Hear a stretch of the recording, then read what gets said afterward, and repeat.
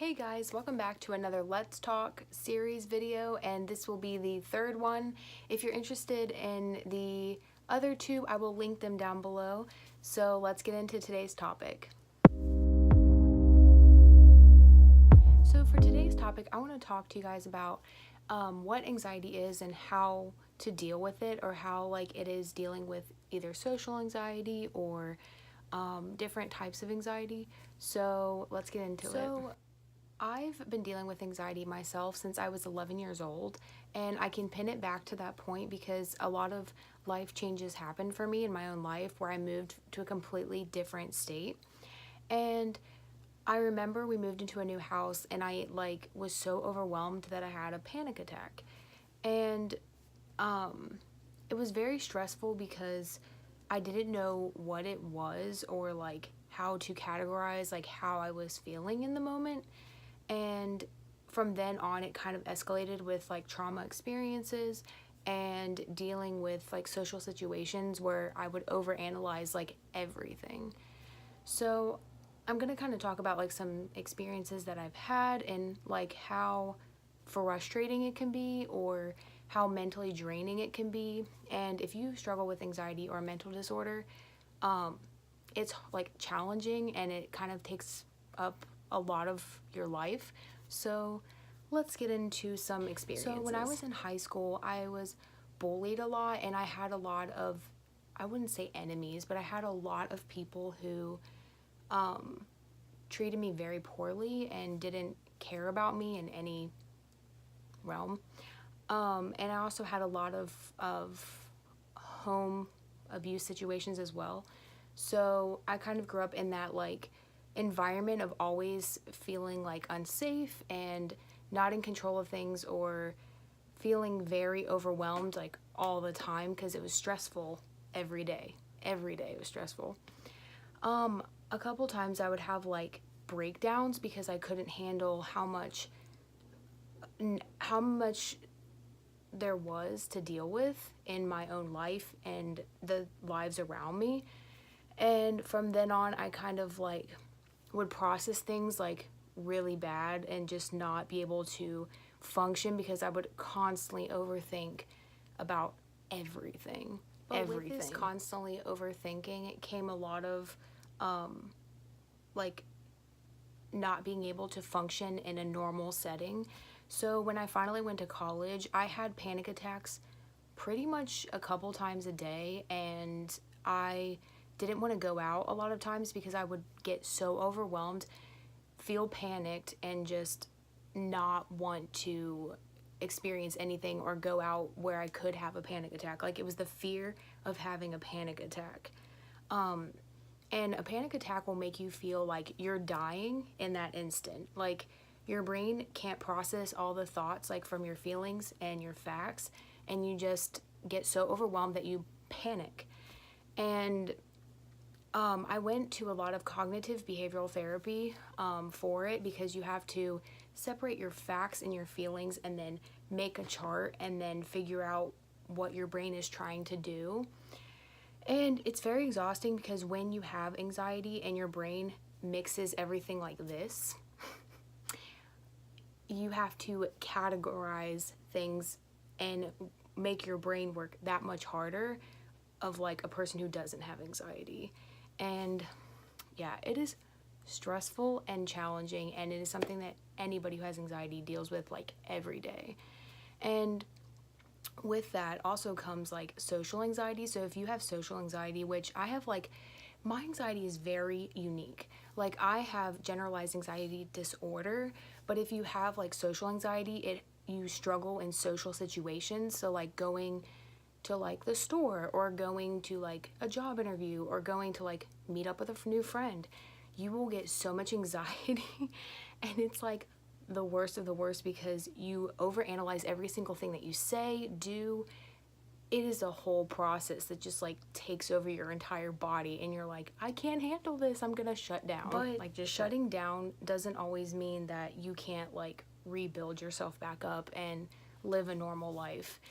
Just because you struggle with anxiety, depression, PTSD, or OCD, or any of those things, disorder, there's always help out there for you to improve and get better. So one of the tips that like I've been taught is the cognitive behavioral therapy chart. And then also like when you're having a panic attack, you look at one object and then you start listing off things about it, so you're not overthinking everything in your head. It's stressful because I remember one time I was in the middle of class and I had one of the worst anxiety, like panic attacks I've ever had in my life. My whole face was just like bright red. I like broke out into a stress rash, like legit, in the middle of class. And I got up and I ran to the bathroom and I was crying, like bawling, crying. And one of my friends came in and was like, "What is going on?" And I was like, "I don't know." Like, I legit couldn't piece together anything that was going on in my brain. Like, it just happens. And I had to like calm down, regroup, and then come back to my environment, because you can't just stay in it and then keep feeling like this overwhelming doom of I'm going to die right now and get better. Like, sometimes you have to leave, reassess, and then come back and like reintroduce yourself to something. So I'm laughing because I'm like, anxiety's the best. I have a friend who also has anxiety, and like we relate a lot to each other, because in certain situations, like, you just don't want to do it because you're like, I can't handle this right now, can't deal with it.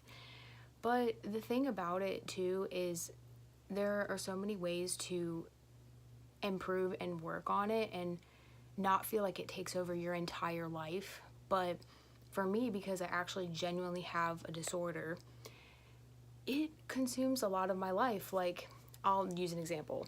Say I pick up this journal, one of my old journals, and when I look at it, I'll think of like 10 million things. So like, I'll be like, oh, I wonder what's in here. I wonder what this is. I wonder what this is. Am I gonna drop it? Like, my brain can't break down like a normal thought process half the time.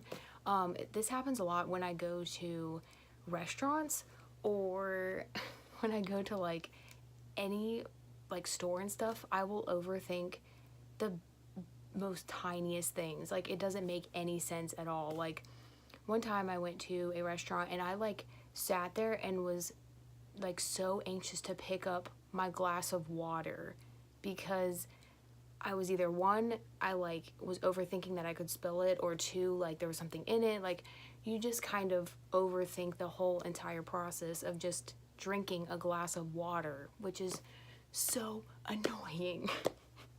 It's so annoying. Like, it's like, okay, it's just a glass of water. Like, there's nothing to overthink here. But yeah, it's intense. I've gotten a lot used, is that a word? I've gotten a lot better with my anxiety, because when I was 11 years old, like, it was horrendous. Like, it would be to the point where like I didn't want to go to school. I would skip school, like high school, all the time, and not even tell my mom, because I hated it. Well, that was one thing, I hated it, and two, like, I just would get so anxious I didn't even want to be there. And then like being at home, I was always anxious. Like, there was never a time when I was not stressed out and didn't want to do anything. So like, I've gotten a lot better at communicating with others, even though sometimes I struggle with it.